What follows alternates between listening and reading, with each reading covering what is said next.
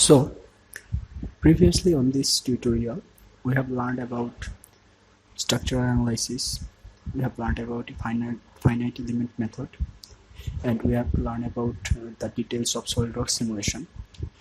So in the previous lecture we have learned about steps of finite element analysis. So the first step was building a mathematical model. We will learn the details about building a mathematical model in finite element using finite element analysis. So let's get started. Analysis with SolidWorks simulation starts with the geometry represented by a SolidWorks model of a part of or assembly. This geometry must be meshable into a correct and reasonably small finite element mesh. By small, we do not refer to the element size, but the number of elements in the mesh. That means how many number of elements there will be in the mesh. This requirement of meshability has very important implications. We must ensure that the CAD geometry indeed meshes and that the produced mesh provides the correct solution of the data of the interest, such as displacement, stresses, temperature distribution, and so on. Often this necessity of meshing requires modification to the CAD geometry. Such modification can take the form of defeaturing, idealization, and cleanup, described as follows. So what is defeaturing?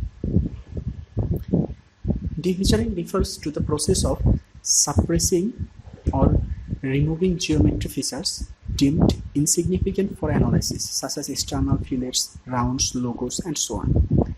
Idealization.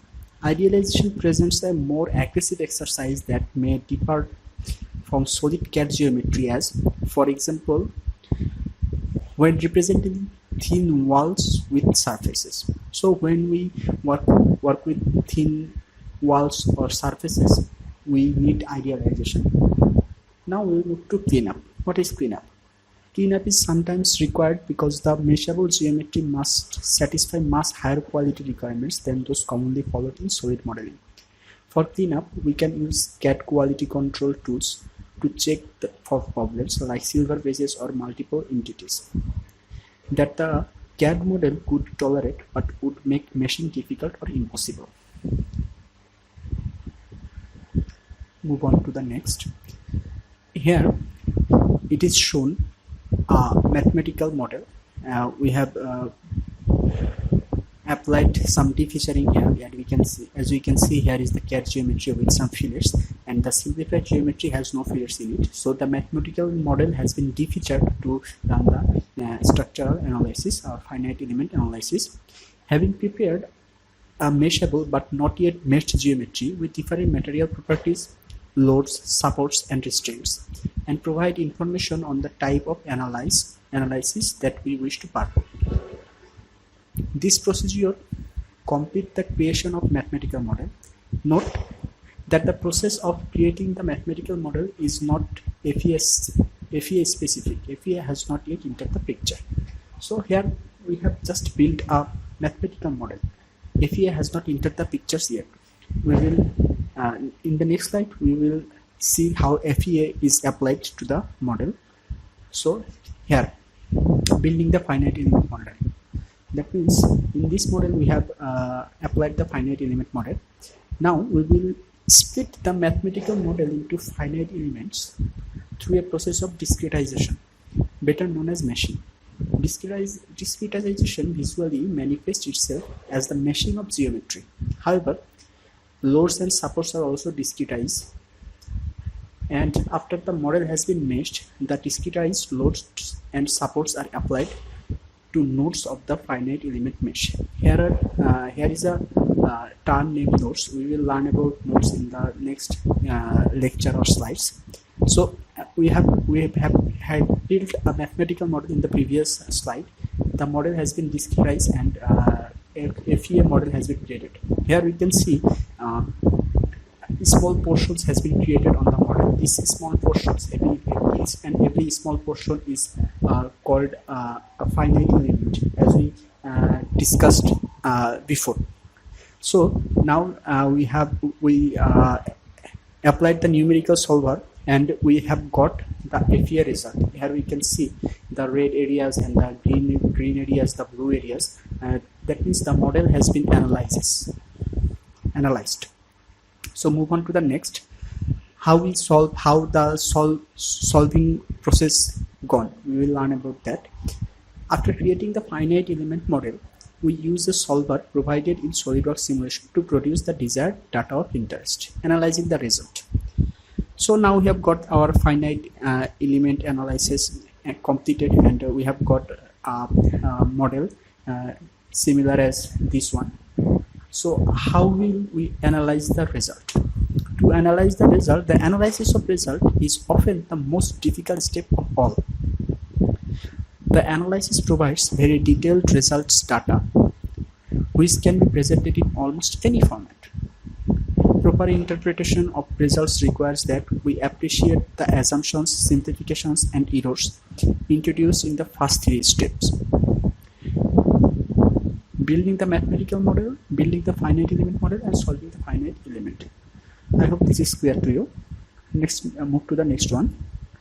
So now, as I said before, we will learn about nodes details in here.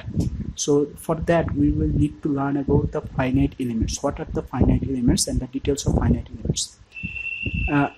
As we have already said, the discretization process, better known as meshing, splits continuous model into finite elements. The type of elements created in this process depends on the type of geometry meshed, the type of analysis to be executed, and sometimes on our own preference. SolidWorks simulation features tetrahedral solid elements for meshing solid geometry and triangular shell elements for meshing surface geometry. So why are we limited to tetrahedral and triangular shapes? This is because the automeshers reliably mesh almost any solid or surface geometry using only those shapes of elements.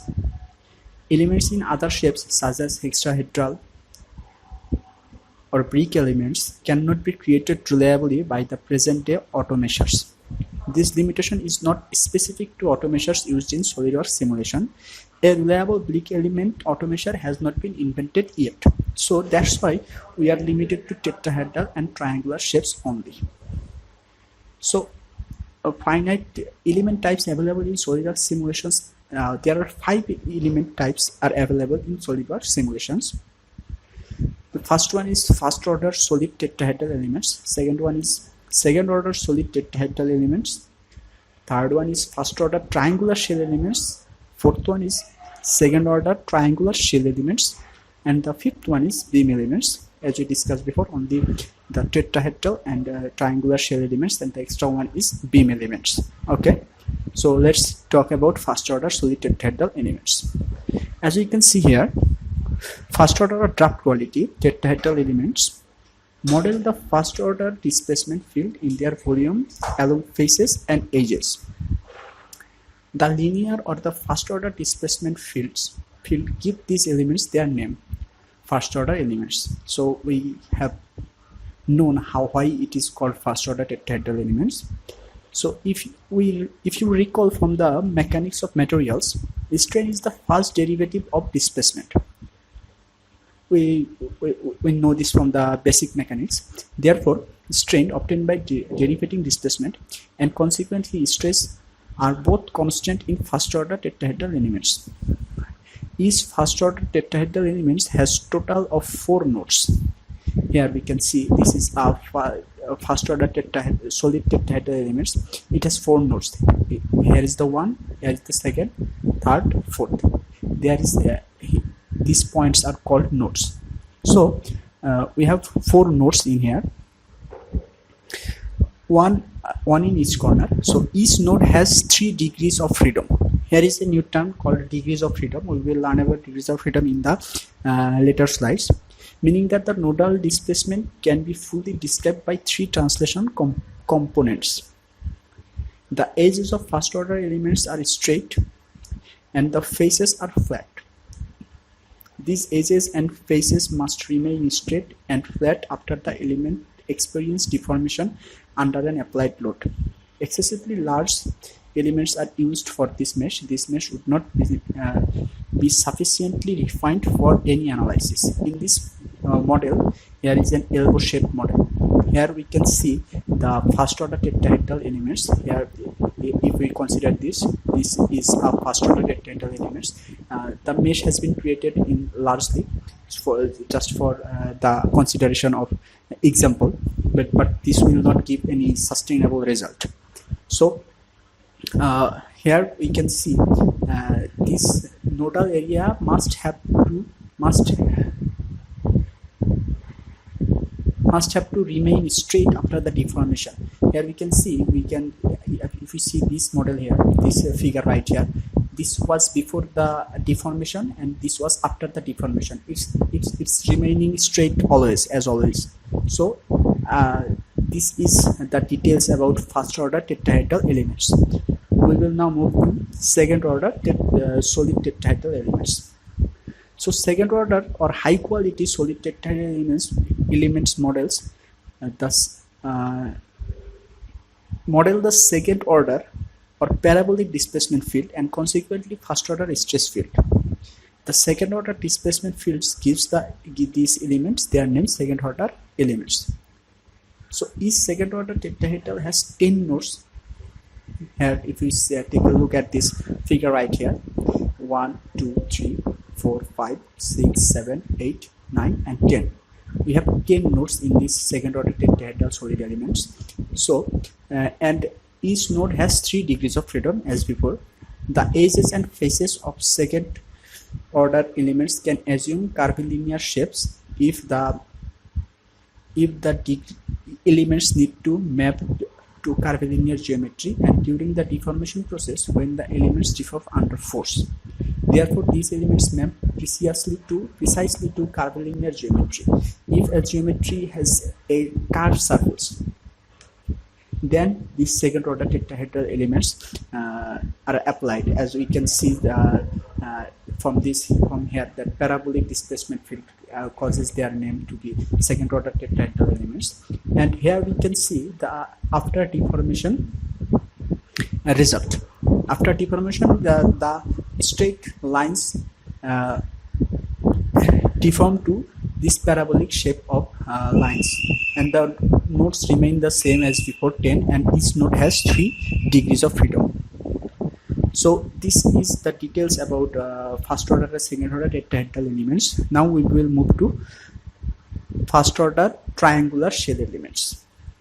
So analogous to first order solid elements, first order triangular shell elements model the linear displacement field and constant stress and strain along their faces and edges. The edges of first order shell elements are straight and must remain straight while the elements deform. So it is similar as the first order tetrahedral solid elements. Each part of first order shell elements has 3 nodes and each node has 6 degrees of freedom. Here we can see the degrees of freedom has increased for triangular shell elements, meaning that the displacement are fully described by 3 translation components and 3 rotational components. So here the extras are 3 rotational components. If we consider the previous model with the mid-plane surface and mesh this surface with the first order shell elements, note the imprecise mapping to the curvilinear geometry. So we have taken a mid-plane and created a mesh inside there. So here is triangular shell elements. So in this figure we can see the before and after deformation of the triangular shell elements. I hope it's clear. Next, move to the second order triangular shell elements. Second order or high quality triangular shell elements model the second order displacement field and the first order stress field. Each second order shell element has 6 nodes, 3 corner nodes and 3 mid-side nodes. The edges and the faces of second order shell elements can assume curvilinear shape in the meshing process when the elements need to map curvilinear geometry during the deformation process, when the elements deform under a load. This shell element mesh created with second order shell element maps precisely to the curvilinear geometry as illustrated again with the previous model. So second order shell elements require less refined mesh as compared to the first order shell elements. So here it is similar as second order tetrahedral elements. It is applied on curvilinear surfaces. So here is the 6 nodes we can see, and the before and after deformation images of second order shell elements. Now we will move to the beam elements. Contrary to the first order solid and shell elements, two node beam elements model two out of plane deflections as cubic functions and the axial translation and the torsional rotation as linear. The shape of a two node beam element is initially straight, but it can assume the shape of a cubic function after the deformation takes place. Each two node beam element has 6 degrees of freedom at each node, 3 translations and 3 rotations. Here is a beam element before deformation, and this is the image of the beam element after the deformation. So this is the details about finite elements. I hope this is clear to you. Now we will move to the next slide.